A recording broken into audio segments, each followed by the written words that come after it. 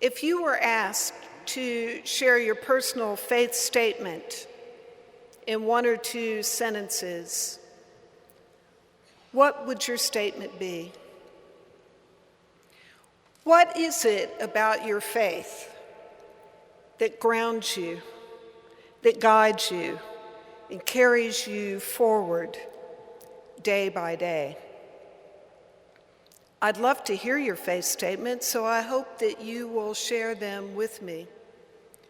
Frederick Buechner said that faith is not being sure where you're going, but going anyway, a journey without maps. Novelist Doris Betts said that faith is not synonymous with certainty, but it's a decision to keep your eyes open. 6 months ago, journalist Michael Gerson from this pulpit delivered an extraordinary sermon where he spoke about his own struggle with depression. And he said this about faith, that faith, thankfully, does not preclude doubt, that it consists of staking your life on the rumor of grace. The author of the letter of Hebrews famously wrote that faith is the assurance of things hoped for, the conviction of things not seen. This morning, I draw us to the words of the writer of the letter to the Hebrews because I think it's really important and resonates with where we find ourselves today, particularly after the last couple of difficult weeks. Now, we don't know who wrote Hebrews, when it was written or where it was written, but there are some things we do know about it. Preacher Tom Long writes that Hebrews is rabbinic in structure, Christian in content, and heroic in length. It's actually not a letter, it's a sermon, a long sermon. But in that 11th chapter, the beginning of which you just heard, the preacher lays out an articulation of the faith of our ancestors. And throughout that chapter, it is punctuated by faith, Abraham did this. By faith, Noah did this. By faith, Moses did this. By faith, David did this. By faith, the Israelites did this. You see, it reminded a hurting community of faith of the steadfastness and faithfulness of God. That even if people didn't know where they were going, read Abraham, they trusted that God was with them and that they would, by faith, fulfill God's purposes through them. The sermon that the preacher was preaching was to a community that had lost heart, was discouraged, tired, in need of a word of hope and a promise for a better tomorrow. And the preacher offered them not just a recitation of the faith that leads to Jesus, but an invitation, if you will, to go and do likewise. It's an important reminder for you and for me that our God is faithful. In his landmark book, Prophetic Imagination, Walter Brueggemann makes the important point about prophets, that prophets are multilingual. They speak not just to grief and lament and a critique of what is, but they point to hope and promise and a future for what may not be yet, but was always intended to be. It's not an either or, it is a both and. And Brueggemann, writing in the late 1970s, was writing at a time in our country that was politically charged. And he made the observations that it seemed as if both liberals and conservatives were speaking monolingually, not multilingually. The liberals were critiquing about our nation and our world as it existed. And the conservatives were speaking about a hope and a vision and a promise for a better future. And that was gaining traction and strength.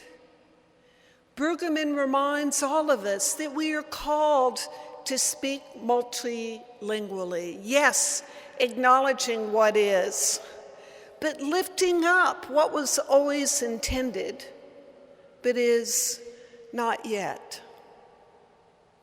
When we think in more contemporary times of prophets who did that so brilliantly, I am of course reminded of the Reverend Dr. Martin Luther King Jr., who spoke brilliantly and multilingually. 56 years ago this month, he gave the I Have a Dream speech. Now, it's important to remember the history of that speech. Dr. King had been speaking about the dream in different places where he was speaking, and he also spoke with clarity about a critique of our country as it existed at that time. And in preparing for the biggest speech of his life, in the March of Washington, where the entire world was going to watch, his advisors counseled him, don't talk about the dream, that's old. You've been talking about that. You need to do something new. And so he went to bed that night, got up the next day. There were 250,000 people gathered on the mall. They'd come from all over the country to hear the great Dr. King speak. It was hot. It was humid. Come on, it was August in Washington. People were tired. They weren't just tired with their life's journey, but the journey to get to Washington for the speech, for the march. And Dr. King was the 16th speaker on the official program that day. So you can only imagine, having listened to 15 other people, that people's enthusiasm was starting to wane. Historians talked about how there was a little bit of discontent in the crowd. People were a little restless because they were thinking about the journey home. And Dr. King got up to speak. And he had his manuscript, that very carefully crafted speech. And he began to speak. And John Lewis, who was there that day, said it was a good speech. And he was delivering it well, but it wasn't exceptional. People were still a little restless. Dr. King could tell that it wasn't quite having the impact that he intended. And he was getting toward the end of the speech, and his friend Mahalia Jackson, sitting behind him, said, "Tell him about your dream, Martin." He kept talking. Mahalia Jackson, one more time, "Tell him about the dream, Martin." Dr. King put the manuscript aside, and he started to preach. I have a dream, I have a dream, I have a dream. I have a dream that my 4 little children will one day live in a nation where they're judged not by the color of their skin, but by the content of their character. I have a dream. Dr. King had a dream. We still have that dream 56 years later.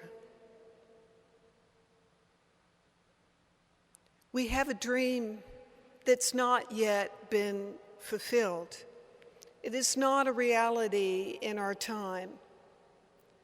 But as Archbishop Desmond Tutu reminds us in the Book of Joy, he says the following, that I believe with a steadfast faith that there can never be a situation that is utterly and totally hopeless.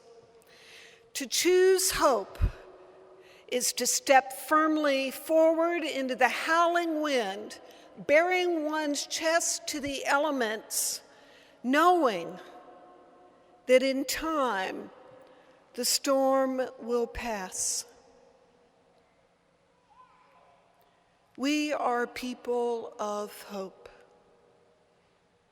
and vision and promise for a world that may not be yet, but always was intended to be. My faith statement, taken from my paternal grandfather, who wrote this in his Bible decades ago, is that faith is the ability to be so sure of God that no matter how dark the day, there's no doubt as to the outcome. My friends, this dream isn't hopeless. We know that all things come together for good for those who love the Lord and are called according to God's purpose. May we, with steadfast faith, hope, and step firmly into the howling wind with our open chests, bearing the elements, to make the difference that we are called to do, to make the dream a reality in our day, in our time. Our brothers and sisters, we can do this. We must do this. And with God's help, we will. Amen.